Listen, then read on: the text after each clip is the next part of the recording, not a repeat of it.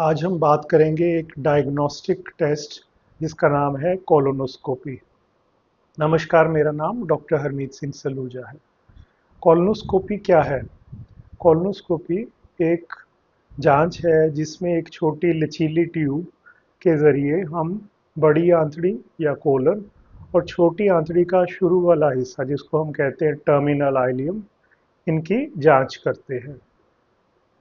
Colonoscopy OPD basis पे की जाती है, एक सरल टेक्निक है, पर इसके प्रति लोगों में बहुत सी मिथ्स हैं, बहुत सी भ्रांतियां हैं और इसका नाम सुनते सार ही वो घबरा जाते हैं।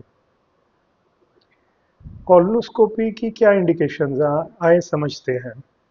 सबसे कॉमन कोलोनोस्कोपी जो है उसकी इंडिकेशन है स्टूल में ब्लड आना या मल में खून आना।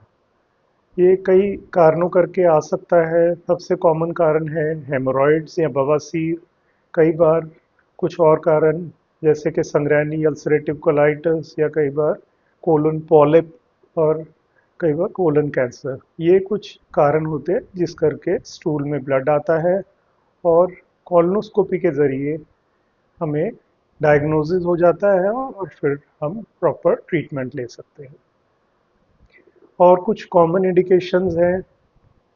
रिकरेंट डायरिया, बार बार दस्त लगना जिसका कारण हमें नहीं समझ आ रहा, या क्रॉनिक डायरिया, डायरिया जो 4 हफ्ते से ज़्यादा, लूज स्टूल, पतली लैट्रिनें आ रही हैं, वजन का कम होना, इसको हम मैल एब्जॉर्प्शन कहते हैं, कोई बीमारी शरीर में या आंतड़ियों में हो सकती है। इसके अलावा क्रॉनिक कॉन्स्टिपेशन, लंबे अरसे से अगर कब्ज़ रहती है तो इसके लिए हमें कोलोनोस्कोपी करके डायग्नोसिस के करीब हम पहुंच पाते हैं। कुछ और इंडिकेशन है अनीमिया। अगर एचबी कम हो रहा है और एक स्पेशल टाइप का अनीमिया होता है, वो होता है आयरन डेफिशिएंसी अनीमिया।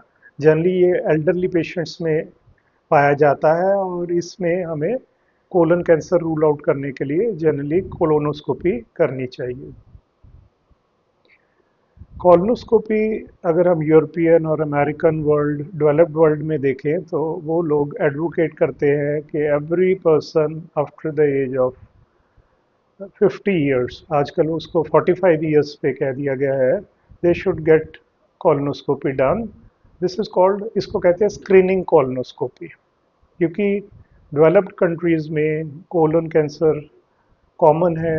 इस करके स्क्रीनिंग कोलोनोस्कोपी करके अगर कोई कोलन कैंसर का अर्ली स्टेज है जिसको हम पॉलिप कहते हैं, तो कोलोनोस्कोपी करने के बाद उस जांच के ज़रिए पॉलिप को भी हम रिमूव कर सकते हैं।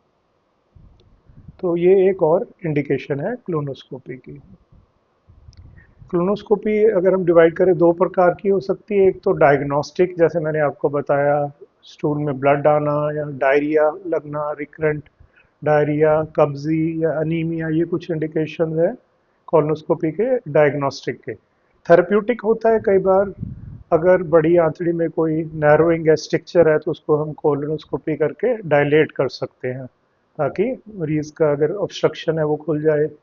अगर कोई छोटी गांठ जिसको हम पॉलिप कहते हैं अगर वो हमें नज़र आती है तो हम पॉलिप को थेरेपेटिक कोलोनोस्कोपी से पॉलिप को रिमूव कर सकते हैं, पॉलिपेक्टमी कहते हैं।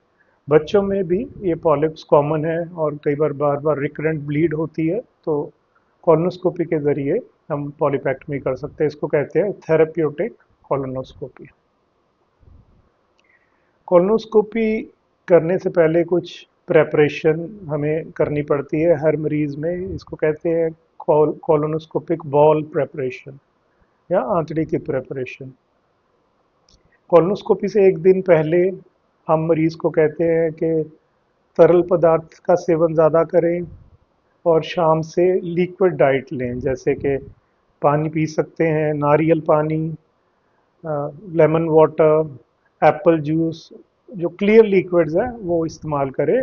और स्प्लिट बाउल प्रेपरेशन कहते हैं, उसमें एक पेगलेग करके पॉलीथाइलिन ग्लाइकॉल एक प्रेपरेशन होती है जिसको पानी में घोल के उसको पीने के लिए दी जाती है। एक जो अबाउट 2 लीटर्स हम शाम को कहते हैं पीने के लिए, and another 2 liters in the morning on the day of procedure. इसको कहते हैं स्प्लिट डोजिंग और क्लोनोस्कोपिक प्रेपरेशन। इसके बाद मरीज को 8-10 बार पतले दस्त आते हैं और आंतड़ी पूरी तरह क्लियर हो जाती है और फिर वो कॉलोनोस्कोपी करवा सकता है। जिस दिन कॉलोनोस्कोपी होनी होती है उस दिन मरीज अपनी प्रेपरेशन लेके आए और एक दिन पहले डॉक्टर से ये भी सलाह करे कि वो क्या ड्रग्स ले रहा है। अगर वो कोई हाइपरटेंसिव ड्रग ले रहा है ब्लड प्रेशर की तो वो मॉर्निंग में खा सकता है। डायबिटीज़ की ड्रग्स जनरली हम कहते हैं अवॉइड करें और उसको अपनी पूरी ड्रग हिस्ट्री बतानी चाहिए डॉक्टर को ताकि प्रॉपर जांच हो सके। डे ऑफ प्रोसीजर क्लोनोस्कोपी को जनरली 15 से 20 मिनट लगते हैं। पूरी प्रोसीजर को पेशेंट को हम प्रॉपर एक सूट देते हैं जिससे वो अपना प्रेपरेशन करके उसके बाद वो क्लोनोस्कोपी करवा सकता है। इसको हम सेडेशन में करते हैं जनरली प्रोपोफॉल सेडेशन में, और पेशेंट को प्रोसीजर के बारे में कुछ भी पता नहीं लगता और टोटली पेनलेस होता है क्योंकि ये सेडेशन में किया जाता है। प्रोसीजर के बाद जनरली पेशेंट को हम रिकवरी एरिया में रखते हैं। उसके parameters, blood pressure, pulse rate, इसको मॉनिटर करते हैं और पेशेंट को कोई दर्द तो नहीं है या पेट में कोई फुलावट तो नहीं है, ये सारा मॉनिटर करके फिर हम तकरीबन आधा घंटा या कुछ पेशेंट्स को 1 घंटा रिकवरी एरिया में रख के फिर उसको घर भेज देते हैं। उस दिन पेशेंट को थोड़ा सा सेडेशन की वजह से हम कहते हैं कि वो ड्राइविंग अवॉइड करे, अदरवाइज 2-3 घंटे बाद वो अपने लिक्विड या सेमी सॉलिड डाइट रिज्यूम कर सकता है। ये वीडियो अगर आपको उपयोगी लगा हो तो अपने मित्रों के साथ और अपने परिवार में इसको ज़रूर शेयर करें। धन्यवाद।